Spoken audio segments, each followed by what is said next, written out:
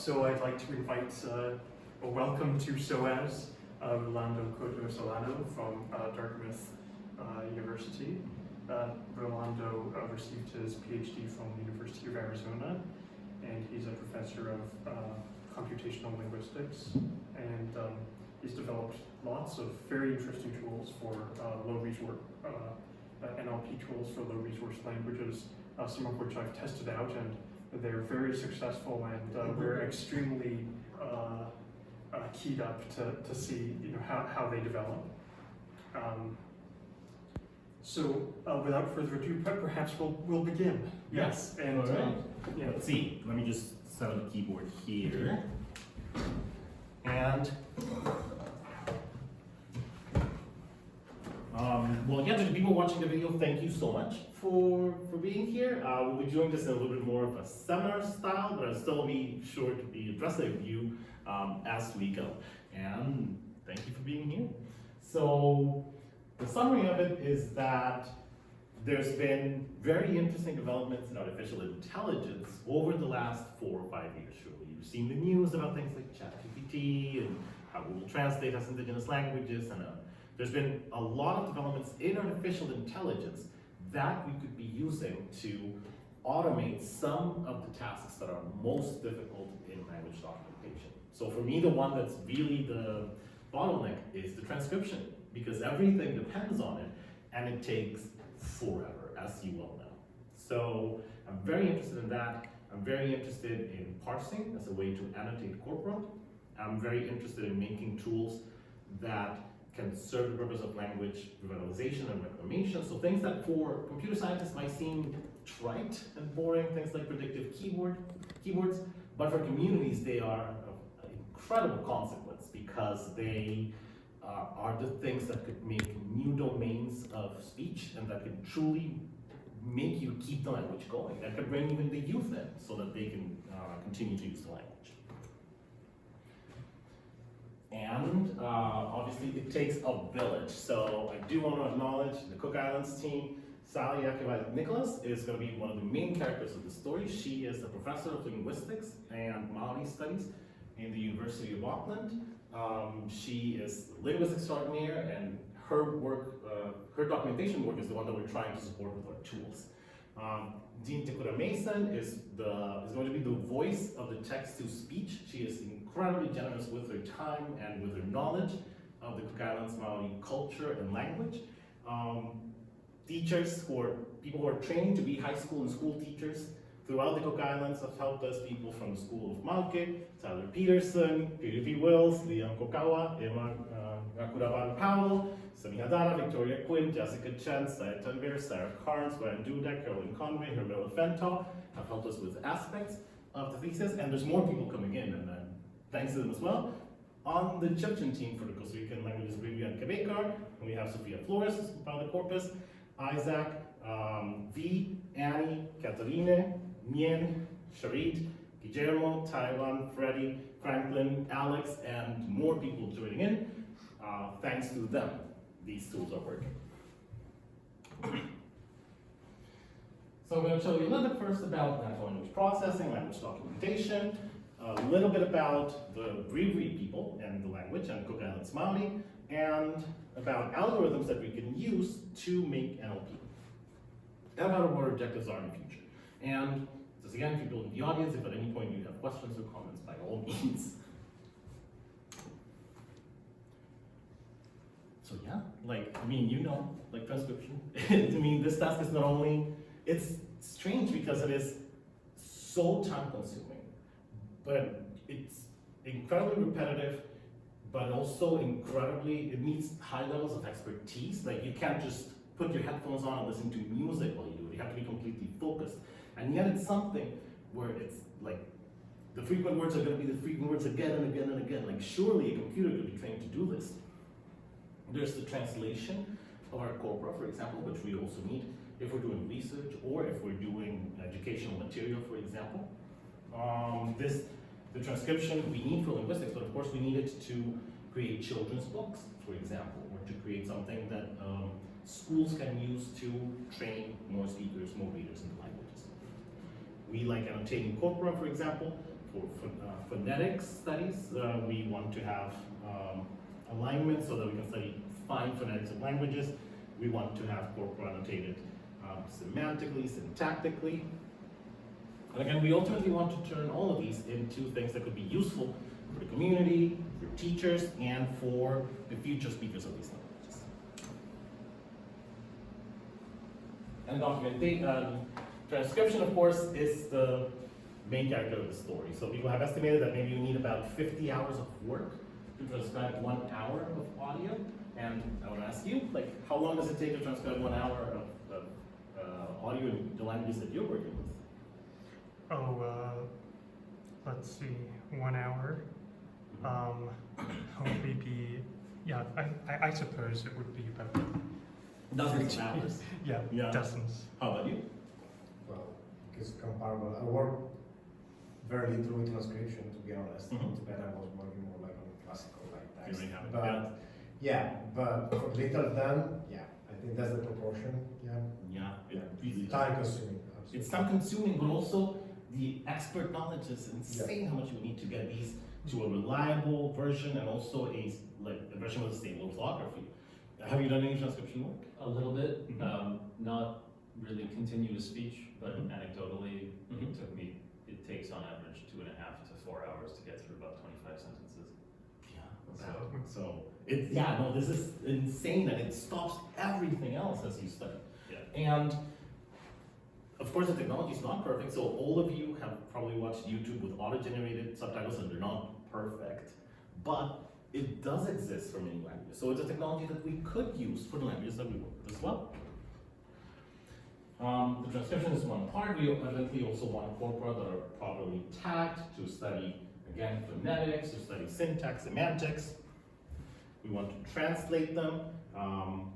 This is like, it destroys your soul. Like doing alignments by hand is something that takes hours upon hours of finally figuring out where each sound is. Translating is also like a very cognitively heavy task that only very few people could do. If you think about who can annotate our corpora, in my experience, for example, in Latin America and Polynesia, it's usually school teachers. Those are the only people who would know enough of the languages to be able to write them in a stable manner and who also care about this work. And they're the busiest people on planet Earth. Money cannot make them work with you because they're already so busy preparing the classes and caring for the children, doing impossible things to educate children in the most dire circumstances. So this is not a problem that you can just throw money at.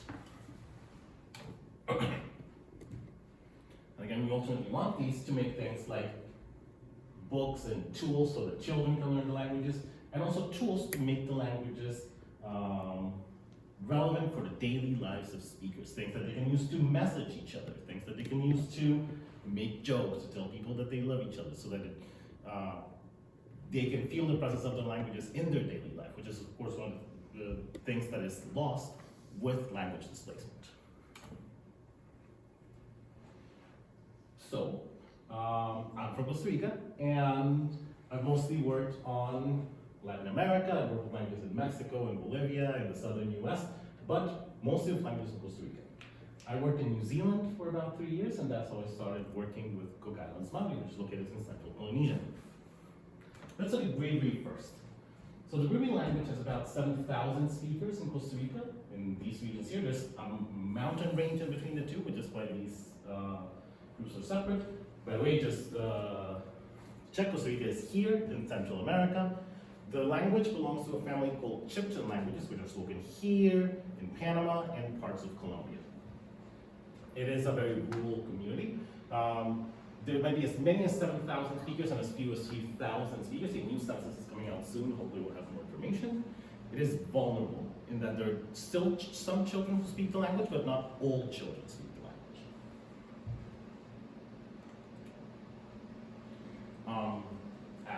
I have linguists here, so interesting features about Bribri grammar. It is an ergative language. It's SOB, so you can have I ergative, the house saw.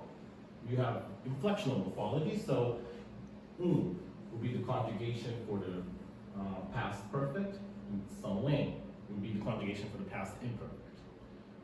You have things that would be difficult for a machine to translate. So, for example, you have very complex demonstratives. Do-e would be that bird, but do-ai is that bird up there, up here and nearby. Do-dia, we have a bird down there and very far away. Do-se is a bird that you can hear but you cannot see in your surroundings. So you can see how a machine translation system would produce very clunky translations going from here to here, and if you only have to English that bird, it will be very indeterminate how to generate this word when you go in this direction in machine translation. It has numerical classifiers, kind of like Japanese, Mandarin Chinese. Du-but are two birds, birds are flat, and arak or por are two women, women are humans. The data that we have comes from two sources mainly. There's an oral corpus reported by Sophia Flores, and we are in the process of continuing its transcription. Right now there are 68 minutes of transcribed audio. These are mostly, there's some songs, there's stories, there's instructions on how to make cocoa, for example, which we'll look at in a couple of minutes. We also have publications from Costa Rican universities. For example, there are dictionaries, there are books to learn the languages, so we have some examples from those. We have managed to gather about 90,000 words of monolingual text. And again, if you think of the NLP applications that you might be used to, like for Tibetan, like what is the size of your corpora? Oh, it's like big, very big. Millions. Millions. Probably. Yeah. I'll ask you about them more later, but yeah, you probably used to dealing corpora with millions of words. Things work very differently when you're this low. For example, word embeddings to do the semantics when you use the contemporary transformer systems. The system can learn a lot less semantics from such little density of data. Let's cross the ocean. So I am from here. I worked here for a couple of years, here in Wellington. Somewhere in the middle, there's the Cook Islands. This is a country separate, but with an association treaty with New Zealand, so they have New Zealand passports. The main island is Rarotonga, which has a large airport and receives many tourists. And there are some smaller islands which have very small airports and have almost no tourists. Mauke, for example, is the island where Sally Nicholas is from, Sally Nicholas. The language has about 13,000 speakers in the Cook Islands and at least 8,000 more in Aotearoa, New Zealand. It is highly endangered in Rarotonga because there's so much contact with English, because of the tourism and because it's where the capital is, so it's where most of the contact is with New Zealand. It is vulnerable in many of the other smaller islands. So in Mauke, for example, children in schools still speak the language, you can find them speaking it with each other. Almost no children in Rarotonga speak the Cook Islands mother language.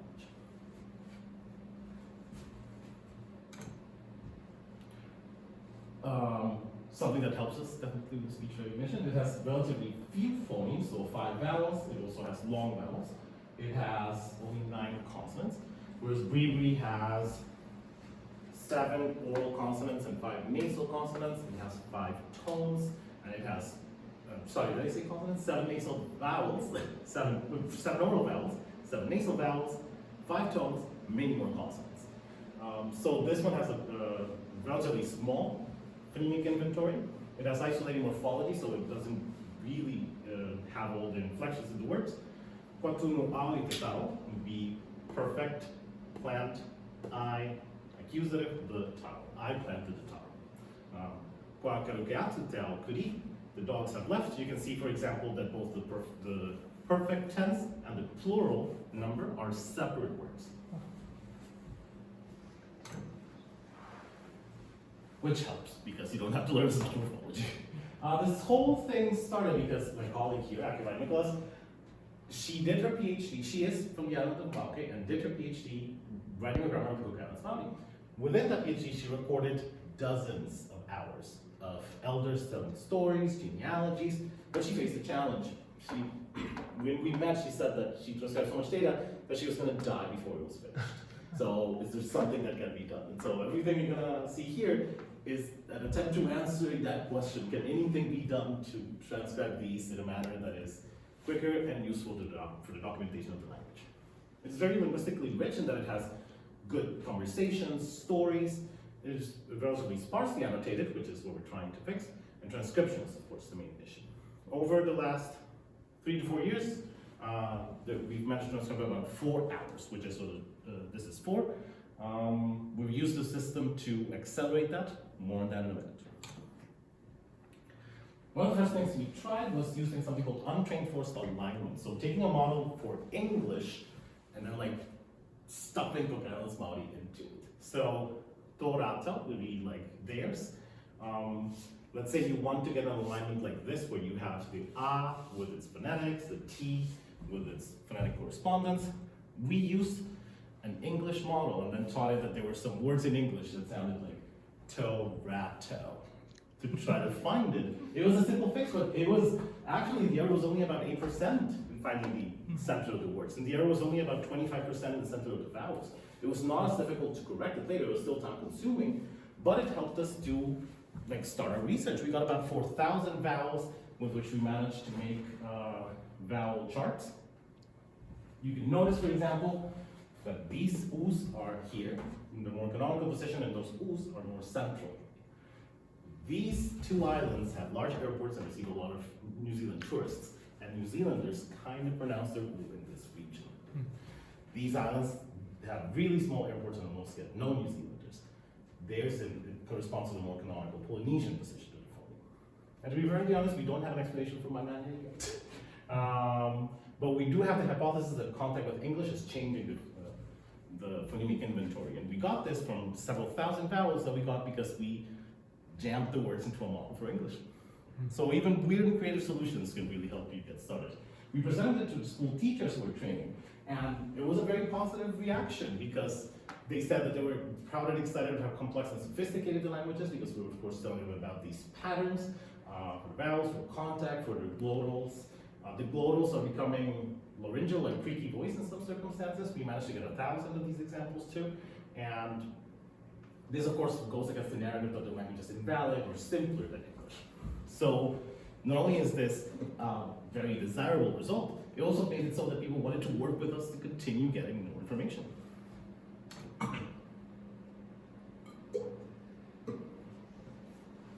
So let me tell you a little bit about those things that have changed in the last couple of years.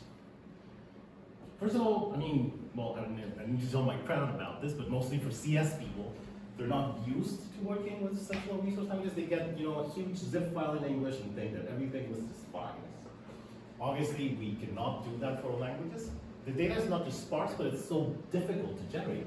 It's expensive precisely because there's so few people who have the expertise, so few of the school teachers can work with us, and it takes much longer and it's much more expensive to find experts who have this spelling of the language. I don't know if this happens where you work, but there's a lot of orthographic divergence with these. So for example, different scholars choose different systems. Members of the community might say, I'm just gonna write it as I hear it, which is beautiful, and please do so. The important thing is to keep using these languages. It should be up to us, the computer scientists, to figure out how to teach the computer to deal with this. But it is a statistically difficult problem, how to deal with so much variation in such a sparse data set. Of course, these languages are found in more complex sociolinguistic environments. There's going to be code switching, for example, Coca's Māori in English and Bribri in Spanish. And out of a perverse coincidence, like languages like Mandarin and English, like the ones that usual tools are made for, they're not that morphologically rich. So languages with rich morphology are going to have corpora that's even more sparse. Like, if you have 1 million words in English, you're going to find run and running much more often than the corresponding conjugations in a language with many verbal conjugations. So I'm going to give you examples of 4 particular areas: speech recognition, machine translation, parsing, and predictive keywords.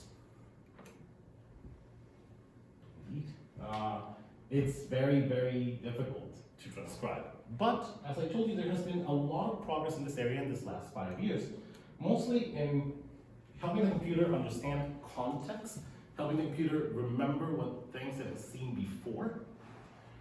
In previous systems, let's say you had a sound recording, and then every 5 milliseconds you tried to figure out what was the sound here, what was the sound here, what was the sound here. So the system would try to say, get something like hello,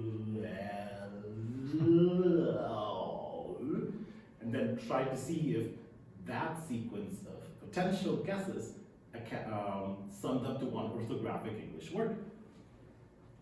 But it didn't have a way to read beyond its local window. It had very little information about its context. In they started being invented in the 80s. They weren't really implemented strongly until the 2000s because of hardware constraints, really. But in the 2000s, people used new types of neural networks that had some memory for what they saw before. These are verbal RNNs, LSTMs, like long short-term memory networks, where if you're reading this window here, for example, you could transmit information of what you saw later into the prediction of what you were seeing before. And you can transmit a prediction of what you were seeing now into the future to see if it had some influence. You can see how in linguistics, in cases of co-articulation, in cases where one phone influences the other, this would be highly desirable. So this was one thing that was implemented that really helped. A particular algorithm called deep speech, which is from about 10 years ago, was very good at doing this. In about 2018, there was an algorithm invented called transformers. Are you familiar with transformers? A little? No? A little? So they, probably from ChatGPT you heard this. They take strings of input, turn them into some intermediate representation, and then transform that intermediate representation into another output string. And these can be anything. This can be a question, intermediate, decoded into an answer. This could be English, encoded, and then you decode it into German. Or, in our case, it could be bits of sound that you encode and you decode into a potential orthographic representation. This is very useful, however, it consumes frightful amounts of data in order for it to train correctly. The really big leap that happened is that now we have enough data from many languages, large languages in English, Mandarin, Hungarian, Swedish, Spanish, where those can aid us in our transcription. So for example, in Cook Islands Māori, is going to sound a lot like things that are said in Spanish or Hungarian or Japanese. And so newer mechanisms have a way of going through the windows of the sound, trying to see if they match things they have learned in other languages and incorporating this information into how they produce their output. There's a particular algorithm called Wave2Vec2 from Meta, if I remember correctly, and it has this. Because it is supported with multilingual information, it can produce better guesses with less data. Because if it doesn't have enough newer information to support its prediction, it draws from its other languages to try to have a guess at what's happening.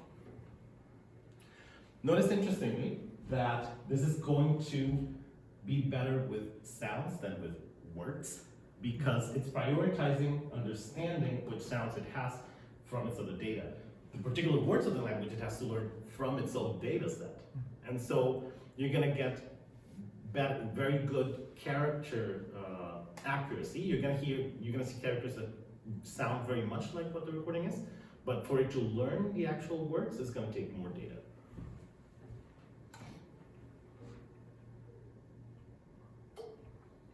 In the case of Cook Islands Māori, we used approximately 237 minutes, hopefully more after this winter, which has about 36,000 words from 10 speakers, which range from 30 to 75 years old, from 4 different islands in the archipelago. WER's word error rate CER is character error rate, and these are three algorithms. So deep speech would be the equivalent of a deep learning neural network without a multilingual component. Wave to vector would be a transformer with a multilingual component. Colby would be the old system. So these old systems try to break up the problem into, first I'm gonna figure out what the sound is, and then I'm gonna draw the probability of these sounds becoming a word, and then I'm gonna draw the probability of these words making up an actual sentence of the language. This is a system that is more than 20 years old. It's good with little amounts of data, but it has many limits in how much it can learn from large amounts of data, which is what it's the older system now. We prefer end-to-end solutions at this point. As you can see, within the deep learning range, if it lacks the multilingual model, it performs much worse, both in word error rate and character error rate. And we are now to the point with deep learning where we can improve upon the character error rate of the older varieties. These use statistical methods, and that's why they were relatively good with little data, but they could not scale. So one thing that people usually don't do in CS conferences is to show actual examples of the things working, but as linguists, I know you're interested in looking at actual examples. So these are the three systems and the transcriptions that they produced. I'm gonna play you the sound clips. As you can see, the wave to vec transcription is not bad. Like, it gets really close.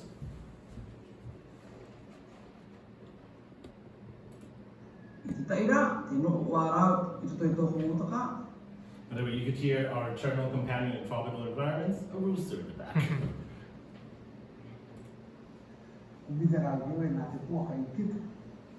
Notice that here the word ketu. He really did pronounce something like kit with a little bit of devoicing, and the computer was confused about it. Again, the newer methods would prefer accuracy in sounds than accuracy with words. And it's only after they have a lot of data that they can begin truly understanding the words. As you can see, there are problems, again, with words, with the word boundaries. But this is a transcription that's decent enough that it would take less time to correct it than to start it over by hand. And yes? Oh, sorry. So, how many hours of data would you need for the word error rate to be ideal? Well, obviously it depends on the definition of ideal. Here we have admittedly a little bar, which is, will it take less time to correct it than to do it by hand? Right. If you want it to be reliable enough that you can transcribe a video YouTube with it, probably in the, not 100, but probably between 10 and 50, something like that. Obviously it doesn't decrease in a linear fashion. The more data you get, the smaller gains you make. So the gain from 10 to 100, it takes a lot more data to reduce from 6% to 3% error rate, for example. Right. People who have, for example, there's work in Mexico to transcribe Nahuatl and also Zapotec languages, and they have about 80 hours of data, and this has made it so that the systems are competitive with English systems. Like they get word error rates of between 5 and 10%, which is highly desirable. At that point, you could have the system giving you a good preliminary transcription. We are hoping to get to at least 10 hours. So for the first time this February and March, we're doing field work in the Cook Islands, and we incorporated the system into the workflow. So students would do recordings with native speakers. The computer would provide the first pass. Our non-expert students of Cook Islands Māori would correct the computer pass, and then in the third pass, the expert would correct it. And we managed to get about an hour data in a month, which would have taken us a year in our previous workflow. So as you can see, it's no longer a toy, it really is a tool at this point. Did I answer your question? Oh yeah, thank you. So I guess I have a couple of questions. So Wave to Vec 2 has this kind of cross-linguistic background database that it draws onto, right? But then in order to know and basically how to spell things and like how that the language has long vowels at all, it has to know something about the language going in, or it doesn't? Like, So if you did it knowing nothing, you would call that zero-shot transcription. yeah. If you gave it a little bit, which is what we're doing, Right. it would be called few-shot transcription. So I guess based on that, my question is, how big is the sort of gold standard that you feed it in the first place, or the? There's so little research on this. There's no gold standard, it's interesting because also, even though these two terms are very common in computer literature, zero and few shot, Right. no one knows what few means. Everyone just uses like their old definition. Right. So few shot can mean 10 examples, or it can mean 10,000 examples. Probably not 10,000, but I mean 1,000 could still be considered few, for example, if you're dealing with something very large. There's no gold standard. Obviously, if you do zero shot, it's not going to know anything about the actual orthography of it. So it's going to give you. It's probably going to imagine that its vowels sound a little bit like Spanish and its consonants sound a little bit like something else that it might have in the systems, like Japanese. Yeah. Mm-hmm.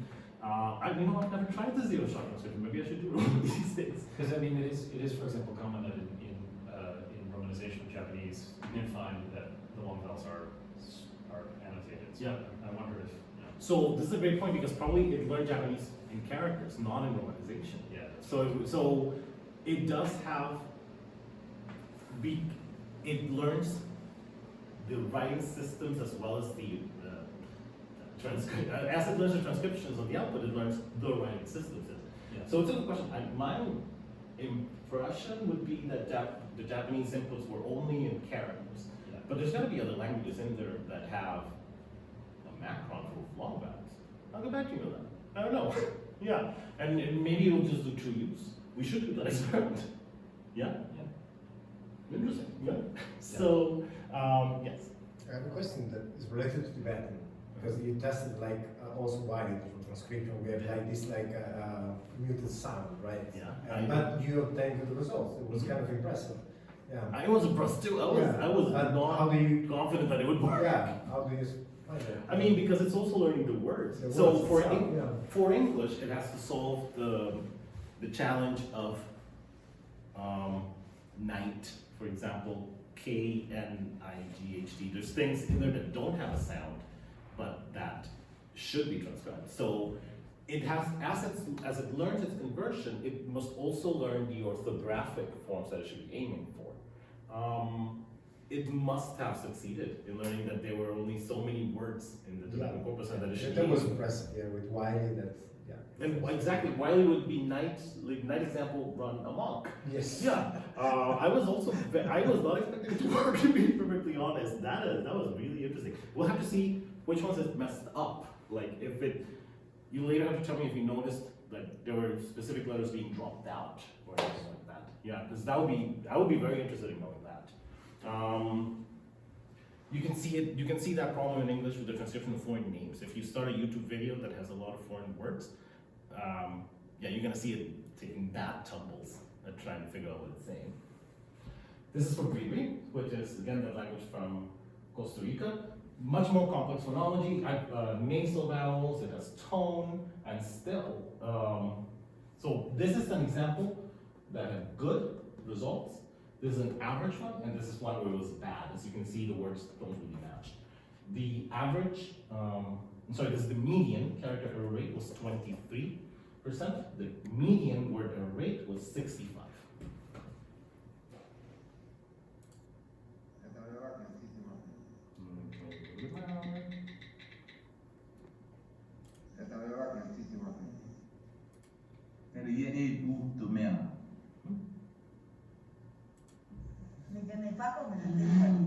You can see that the poor computer, I mean, it's almost like moving the microphone or something here, so it couldn't hear anything.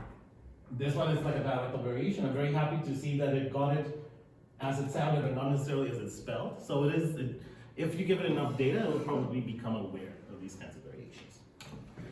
This is a language called Kabikar, which is a sister language of Bribri. We had less data, but we wanted to conduct the experiment. 12 speakers, median 22% character error rate, word error rate 53. This is good result, median result, not great result. 이거 가리켜 내가 이 가리디가 학교 내가 이 아기 구베들이가 Era hete isman ira I hete hesma hebuka I hete hesma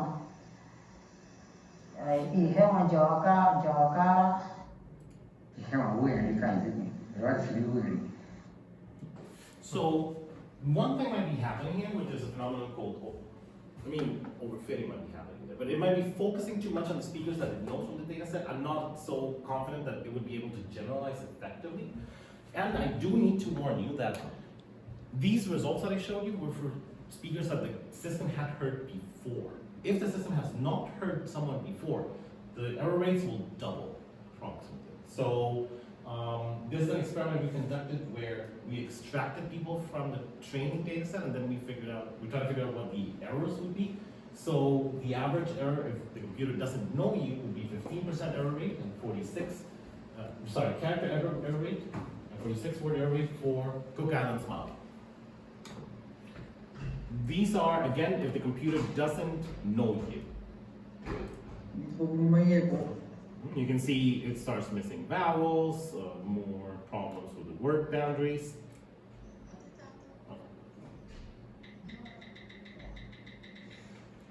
Again.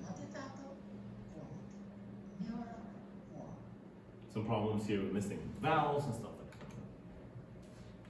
So as I told you, we do have working prototypes for the ASR transcription system. We are working on improving the Bribri ones. We frankly need to transcribe more in order for them to really get a heartbeat and to be, so that we can confidently use them to make good first pass transcriptions. But we're already seeing dramatic improvements in our transcription times for the Cook Islands model. Let's see how I'm doing. If at any point you have questions, by all means. I'm going to show you a little bit of work on machine translation. So the same system, the transformers that you can use to transform a question into an answer, you can use to turn English into French, for example. So again, these are called transformers. We have about 90,000 words of Bribri, and we have the Spanish translation for many of them. We managed to get 10,000 pairs, by-text pairs, of Bribri in Spanish from mostly our learning textbooks.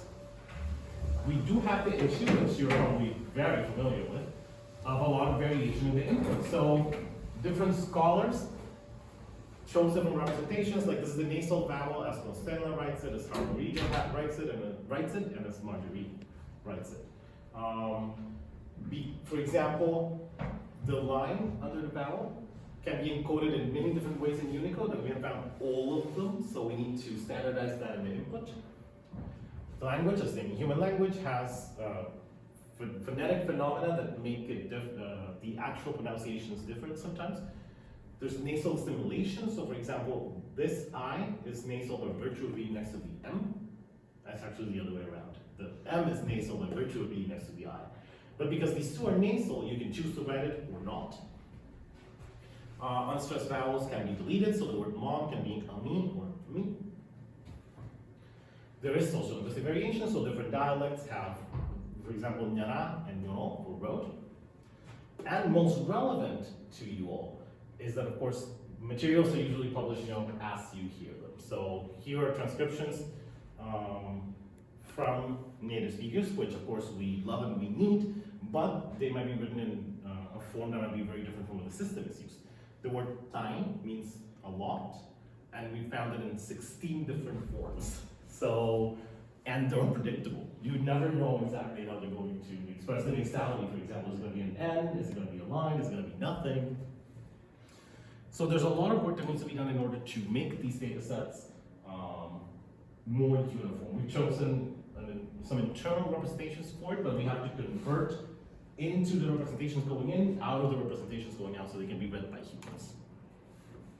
These are some examples of the results that we've gotten. So if you want numbers, they range between blue 14 and 16. If you have Spanish, like if you had English and German pairs in a system with large trained data, you get blue 40. So it's about less than half of the performance. But you can see that it's starting to understand a little bit. Like for example, the bird is sitting on the branch. You do get, this is what it should get, and this is what the system offered as a prediction. Sometimes it hallucinates things, as many artificial intelligence systems do. So it should have said that it was sitting next to the river, it said that it was sitting next to the road, probably because it was the closest it could get. This one should say that the shirt is hanging, that my shirt is hanging over there. The translation just says, their shirt is. This one has a description of where that you were at the house, but that you were standing at the house. The computer could not see the positional, but only figure out that you were standing at the house. It still has to work, but you can see that with materials that linguists already have, like textbooks and grammars, you could get one of these systems going. We have not worked on this on Coto Solano, but we are testing two things for Bribri. We're testing unsupervised systems where you try to use the monolingual text to use it to learn its own internal structure, and then with that improve the performance. And we're testing something called transfer learning. With the Quebec data, we're trying to see if the computer can learn both languages at the same time and therefore improve its results. Before I continue, questions or comments? Fun help. Parsing, as you all know, is the process of deciphering the structure of a given string. So figuring out that some things are verbs, pronouns, some things are subjects and auxiliaries of one another. That's the sentence in Bribri, Isa Shikina, which is, how are you, how did you sleep? We did it kind of like what you were doing it, but not started with CCG, but CCG, but starting with just standard CFG, so constituent trees. So we built one of these where a sentence will be made of an NP and a VP, and we transformed it into a dependency structure later. We've done that with about 1,500 words. So this is the longest one that we have managed to make a manual parse for as we train the system. So it's about how you cut cocoa. As you can see, this one is from the oral corpus. So it's not just some example of a text that is like, this is really spoken, which is what we want in the data set. With using this, we've trained the system to learn the parsings automatically. Just to tell you a little bit about how this is done, the evaluations are based on these two metrics, which is unlabeled attachment and label attachment. So unlabeled attachment means, is the arrow going in the right direction? I don't care about the label, but is the arrow okay? Labeled attachment is, are both the arrow and the label okay? Like, did I find my subject and did I correctly identify that it was a subject? This one, she's eating rice, has the subject correctly, so this is a verb, a subject, a complement to the main verb, and the direct object, rice. So it has 100 in all. By the way, you post is just the part of speech. Is it a verb or a noun? I'd be happy to share it with you, by the way. This is just an example of what I would look at if it went wrong. This one is yellow hair. So, sorry, hair yellow hair. This is hair and this is yellow, so it should correctly be a noun and an adjective, and it should be pointing in this direction. You can see that it messed it up. It thinks this is a verb, thinks this is a subject, so none of the arrows were in the right direction. It gets a 0 in that. Because it didn't get any of the arrows right, it did not get the arrows and the labels, 0. It did get the punctuation, and the nouns correct, so the part of speech was 66%. For the Bribri data, we managed to get about these results. So 85% of the arrows go in the right direction. When you give it new data, 81% of the labeled arrows are in the right direction and with the right label. About 90% of the part of speech are going well. So even this would be very useful to start annotating a corpus and trying to find syntactic patterns. We have begun work on Cook Island's Māori parsing. The tagger is about 92% correct for the parts of speech. I tested this last week. We got about the same thing, like 81 for the labeled attachment and 83 for the unlabeled attachment. And we are looking for, we do have a group of students who have studied a little bit of Cook Island's Māori. working on expanding this data set. This is like one of the fancier ones that we have parsed about how public servants are permitted to travel overseas. We hope to release these soon. We're working very hard, for example, on making something called the feature system, where determining whether the pronouns are exclusive, inclusive, first person, second person, so finishing the annotations correctly, and for both of the languages. Just very quickly, again, these are very nerdy and very useful for us linguists, but most of the community is not going to care about these arrows. They're not going to care really about how it's written. All they want is to tell each other where they're going to get a burger. All they want is to tell each other that they should go out and hang out and have fun. All of these texts that we compile could be turned into very useful tools like predictive keyboard systems. So we've made them for Quebecor, for Cook Islands Māori, and we have had success in getting people installing them in both environments. And they're starting to give us feedback, of course, about what's wrong, how things, which things don't work, which ones things did work. They have very strange patterns, which CS people usually ignore. For example, we are trying to include parts of the Bible because it was a lot of the text that was available. So it cannot, for a while, it couldn't say, hey, but it could say the names of ancient prophets, because that's what the system knew. So these are the kinds of things that you don't think of when you take a big TXT file as input. But we're slowly deploying them, and they are, and we actually have them in testing right now with not only the teachers, but in the Cook Islands Māori with some younger high schoolers. Fingers crossed they'll give us more feedback. So again, what are we doing this for? I don't like this term, but this chart is very useful. So we'll share out 2020. They're not lush bias, I disagree with that. This is the number of unlabeled data in number of data sets that exist for language. So if there's one data set, 2 data sets, 3 data sets, 10 data sets, 100, 1,000, and so forth. And this is the number of labeled data sets. No data, one data set, nothing, 10, 100, and so forth. I don't like the name again, but most languages in the world would be in this category 0, where there's maybe 0 or 1 data set that exists for them. Obviously, the languages that have the most information will be ones that have a lot of resources, and for which many of these resources are correctly labeled. Most of the languages in the world, as you can see, are labeled with that unfortunate label of lush bias. We reject that and hope to keep working on them.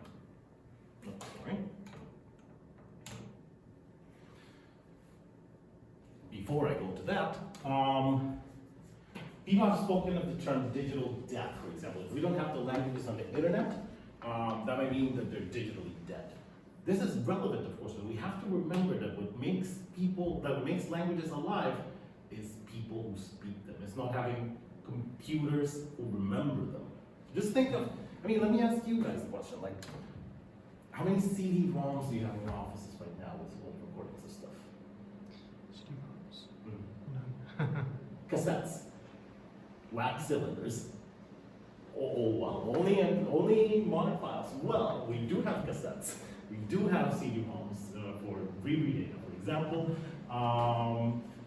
It's just there, like it's just moldy. And so, in 20 years, these wave-to-vector models will be also digitally moldy, and training all these things is going to be useless for the language if it's just there stored in some USB drive. When we create these tools, we need to be thinking of what can we do to have these make an impact in the community. The fact that a computer remembers all these words is not going to make a language more widely spoken. The ideal process would be to use it to help, for example, create communities where people can use the languages. This is a beautiful project called Use Your Voice is still going on, where people who speak Zapotec, both from Mexico and from people in the US who speak the language as well, have created communities who share content in Zapotec through Twitter and social media. This is from an activist in Mexico who translated the interface of his phone into Zapotec, and it's because of a person who said that I have the right to have my language in every part of my life, including the interface of my phone, the thing I use the most every day. So whatever we can do to further this process, even if it seems simple by algorithmic standards is a direction that we should be taking. Imagine if we could train high schoolers to talk to robots and tell them, go left, go right. Something that you could use with the parsers and the ASR working in tandem. We face many challenges. I'm just gonna summarize them, we'll discuss it later. For example, data sovereignty. We're very used to the model where like the linguist owns the data and then the community has little say in how it's working. In Cook Islands Māori, we've made sure that the ultimate control of the data remains with the Cook Islands linguists, with Akamai Nicholas, and with the community, so that we can make the decisions of how to proceed. We're very fortunate ethically in that we are working on these because the community wants us to make these tools in order to finish the documentation and stuff. In Bribri, we still have the challenge of, we work with the more traditional model of linguists and collaborators from communities, but we need to focus on training people from the communities in CS, in linguistics, so that they can be the ones commanding these projects next. And so that they can take decisions about what to do with all the data. In Māori, there's this whole thing that has been happening. So there's a group of Māori activists who collected a beautiful data set of ASR for the language in New Zealand, Te Reo Māori. And so every tech company in the world was trying to get their hands on it. And of course, they were very jealous of it because it took them a lot of effort to compile. First of all, most importantly, it's the communities. And if they're not gonna see a cent of this or any gain, like any tools coming out of this, why should the large computer program companies benefit from it? So this discussion is something that we need to have in this. For example, the parsing trees we're gonna have for Cook Islands Māori, we're gonna have to release them in some way where the community continues to has to give permission to people for them to use it in their projects, so that it's not just shared in like a huge model that is trained and packaged away and the community doesn't see a red cent from it. This is one of the main challenges that we have. It's something that we need to be discussing in these projects. That's a little bit of what we do. And so, for the people at the workshop, we're gonna be training some of these ASR systems with the data that we have. I'd be happy to share more about the other projects. It's a lot of work, and I'd be happy to hear ideas about it and feedback. Thank you so much for your time. Thank you so much for people watching. Thanks a lot. Yay! So I do have a question which is very much related to your last slide.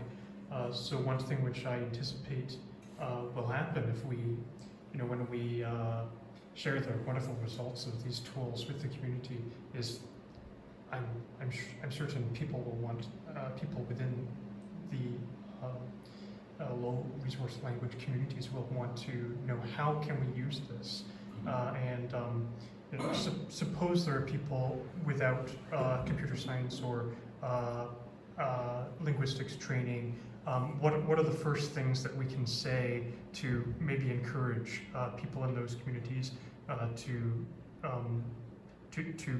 take the steps to be able to take ownership of these tools themselves? The first thing you can do is ask who's the nerd kid here who likes computers, and start teaching them how to do it.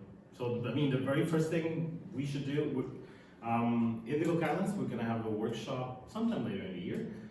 To do like an NLP class for people who are programmers in the Cook Islands, so that they can start training on this as well, and eventually be the ones in charge of the projects. Because there are a few people, obviously, with IT knowledge and who could learn NLP. In Bribri, we had a little workshop in November to show them the tools. There were people who expressed interest. We're trying to see how to start training in CS, for example. And obviously, because it's gonna be easier to reel them in by telling them, we can teach you a program as well as we can teach you linguistics. We can probably learn that later. It is a challenge, obviously, as all of you know, both of the recording and here, if you have 100 people who start the workshop, maybe there's gonna be one person who ends it, but it is the very first step. There's always gonna be a nerd kid who's gonna want to learn more. There's always gonna be like some kid who's fallen who will want to continue. So devoting resources, money to carrying out these workshops, figuring out which members of the community would be interested in continuing the project is always going to be worthwhile.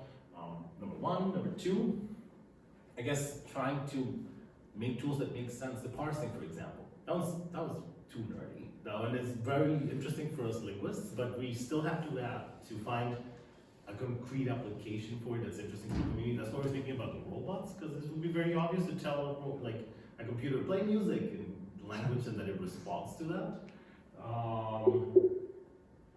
Yes, so making there's always people that are going to be interested, but we need to figure out how to present this in a way that's not just about which algorithm is the most efficient and so forth. So what could be useful to this overarching goal that we should have, which is how to keep the languages alive and how to get the community involved in the projects. I don't know, did I answer your question? Oh, yeah, certainly. More questions? Well, I'm just curious about going to your UV treatment project. Yeah. And did you have to introduce many new labels for the languages that you're? I'm sorry, could you say again? New labels, like the penis label. Yes. How many new labels compared to the one that are already there? So, great question. We have not come up with new labels, but we will have to. Yes. I'll just piggyback on that question and ask also, how much a priori knowledge of the language's syntax do you need in order to make the tree banks? That's a fine question. We haven't invented new labels yet. We haven't proposed new labels yet. We will have to propose a new feature at some point because it has a tense that some languages in Europe have, but this one really so. Bribri has something called a hodierno tense, which Old French had, for example, which is for things that happened today. So something from this morning and from right now would have the same tense. We're thinking of proposing that feature, but other than that, we've kind of just fit the language into the existing labels because we obviously, we got the instructions that you need to keep it as universal as possible. We're making rich use of like the X parts of speech column, and we will have to do the X relationships in the last column, the annotations, because definitely in the Cook Islands Māori, for example, the auxiliaries can be tense, aspect mood, they can be directionals, there's a bunch of other things in Polynesian verbal clusters, and we want to distinguish them, but in the universal system, they're just aux. So we will make rich use of the tense column. Yeah, we had the same problem also with Tibetan. Finding, of course, aux, what is an aux? Because we had previous manual annotator in the SOAS project, and they annotate with aux. What they thought was aux, but then what is really an aux, like in Tibetan. So basically, what we decide to do now is just create a special verb list. Yeah. So we have a tag the invariant, and then the verb. Yeah. There you go. Your question, do you mean how much a human needs to know in order to start this project? Well, sort of, yeah, because with a lot of these low resource languages, they might have sort of idiosyncratic syntax or maybe something that people don't. So something that doesn't really fit the mold. It didn't happen in this particular case, but take Bribri, for example, which kind of rewrote the books on how heads actually work in a lot of syntax. What happens if you have a language like that and you want to make tree banks, but it turns out that actually, it's not easy. that is a fine question. So I'm gonna try to answer it in a very complete way, and then we'll see if I manage to answer it. For the Cook Islands Māori project, for example, we have. So this is someone's thesis, starting the tree bank. She had knowledge of Hawaiian. This is Sarah Carnes. She had knowledge of Hawaiian, and she studied the grammar that Akibai Nicholas wrote. So she had a little bit of knowledge about how Polynesian languages work. Sure.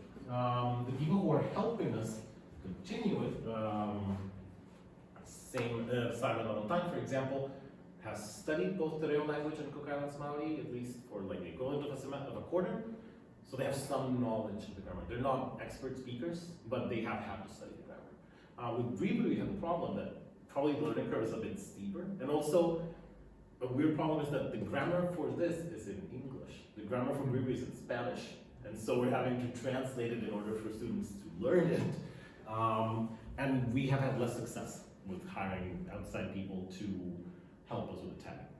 As for hiring members of the community, we have not had success because in the case of Cook Islands Māori, the only people who know this are Akira Nicholas, my colleague, and the teachers that we train to teach high school. And they only, their training is identifying a verb and a noun and so forth, so we would have to train them a lot in order to get the required knowledge. As for Bribri, yeah, we still need to look for people. So, because it would be ideal to recruit community members, and just from a very pragmatic point of view, because we want the money going to them. But we've had a lot of difficulties hiring them. So the students that we've hired have had a little bit of knowledge. If someone comes in with zero, they're obviously not going to be ideal for the project. Does that answer your question? Yeah, I think that answers the question. Yeah. It's a lot of work. Yeah. And obviously, so there's many cases where the student that cannot figure it out, I know a little bit, but I cannot figure it out, so we have to go to the person who wrote the grammar, and it's like, what are we supposed to do here? And there's a couple of structures in Polynesian languages we're still trying to figure out exactly how to fit them. Yeah, so it goes. Maybe one more question. This is just sort of a technical thing, but I'm always interested in how ASR systems deal with tonal languages. So, yeah, how did you teach how did you teach, wave to recognize tone in Bribri? Older systems, because they separated these things, in older systems you have to give it the explicit phonemic inventory for it to really know what was happening. Right. And so you did have the problem of is a high tone A different from a low tone A from the computer's perspective? Do I have to separate these diacritic, the diacritic, write it like A, big H, for it to know that it's a phone and a tone? In modern systems, they are black boxes. So it's because it's end-to-end with a big black box in the middle, it learns it, we assume it learns it, and there's very little research on exactly if the representation of vowels with high tones are similar. So that's something I need to do next. For example, are the internal embeddings for words with high tones similar to each other, and similar to words with low tones? So if I've had a minimal pair that was distinguished only by tone, would there be some part of the embedding that clearly refers to tone and is that stable throughout the system?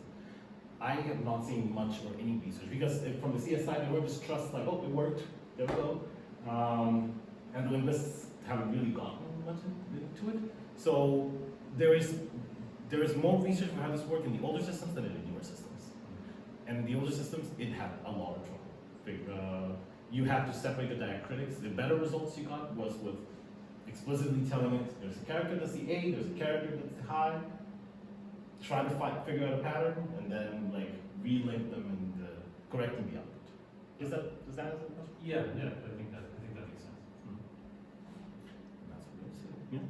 Well, maybe could you say a few words about the future of this technology and perhaps in light of latest developments in AI, perhaps? ChatGPT doesn't know Bribri. Oh my god! So you're not gonna see it. I asked it to give me a conversation in Bribri. It's a moral, is what Chomsky called it, and he's right. Not only does it not know it, it confidently makes it up. I was like, sure, I'll give you a conversation. And then it gave me a bunch of gibberish, and then it invented a cultural festival. It was like, and I'm going to the cultural whatever, where we can eat food. No, it has not only it impersonated a Bribri person in both culture and language, oblivious to the fact that it was making up gibberish. It was so bad. There is enough Cook Islands Māori on the internet that it managed to learn Tarzan Cook Islands Māori is really bad, but at least it's similar to the language as opposed to Bribri, which is just a catastrophe. That is a fine question.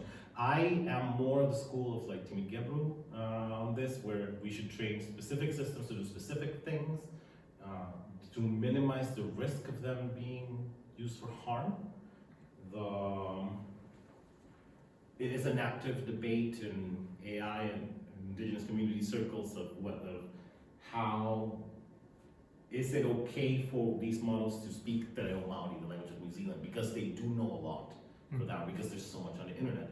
So, is it okay to have these new intelligences interacting with us? Is it okay for this computer to impersonate a Māori person, which also brings with them all the culture and all the genealogy and stuff like this? So this is someone who claims to speak Māori, the ChatGPT, but has no genealogy or clear connections to the land, hasn't introduced themselves to the people and so forth.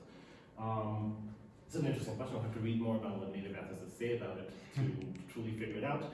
I can tell you that it's people who hype it up and who say that it's intelligent and inflection point evidently have not tried to use this with anything other than English. Probably, the Spanish is okay. I've read of people who have tried it in Catalan, and they say the Catalan works fairly well. But you can see that it's still like, this is very much alive and well. Probably newer, very large language model systems perform well in this area. Probably this. You'll have to try it with the languages that you work with. Have you tried it with Mapawundum? No, I haven't yet. You should. I should. Let's see what it says. Yeah. This is human language is not a solved problem yet. Yeah. Yes. I don't know if that answers your It question. does. Yeah. Yes. Wonderful. So, Thank you so much. yeah, perhaps we'll wrap it up there. Okay, thank you Thank so you so much. much to the audience online. Thank you so much for your time. Thank you so much for being